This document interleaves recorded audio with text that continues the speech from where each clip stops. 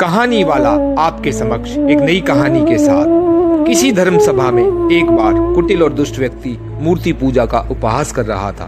कह रहा था, मूर्ख लोग मूर्ति पूजा करते हैं। एक पत्थर को पूछते हैं, पत्थर तो निर्जीव है जैसे कोई भी पत्थर। हम तो पत्थर पर पैर रखकर चलते हैं, सिर्फ मुखड़ा बना देने से पता नहीं क्या हो जाता है जो लोग पूजा करते हैं।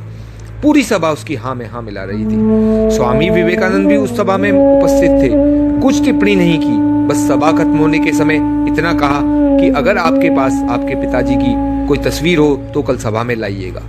दूसरे दिन वह व्यक्ति अपने पिता की फ्रेम की हुई बड़ी तस्वीर ले आया। उचित समय पाकर स्वामी जी ने उस तस्वीर को जमीन पर रखा और उस व्यक्ति से कहा, इस तस्वीर पर थूकिए।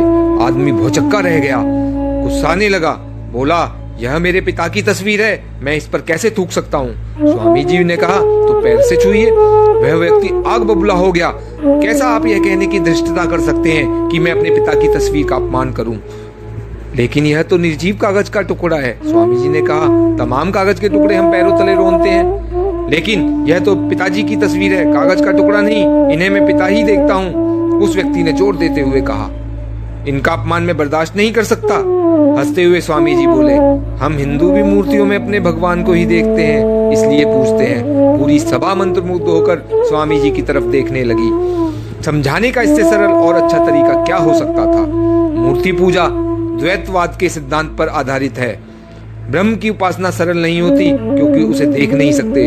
ऋषि मुनि ध्यान करते थे, उन्हें मूर्तियों की जरूरत नहीं पड़ती थी। आंखें बंद करके समाधि में बैठते थे, वह दूसरा ही समय था।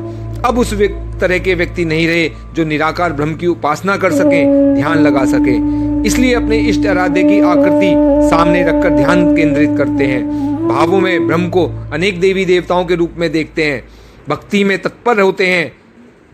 माता पिता की अनुपस्थिति में जब हम उन्हें प्रणाम करते हैं तब उनके चेहरे को ध्यान में रखकर ही प्रणाम करते हैं। चेहरा साकार होता है, हमारी भावनाओं को देवी देवताओं की भक्ति में ओतप्रोत कर देता है।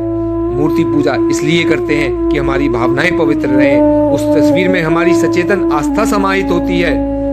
इसलिए कहा गया है, जाकी रही भावना जैसी, प्रभु मूरत देखी तिन तैसी। फिर मिलेंगे एक नई कहानी के साथ।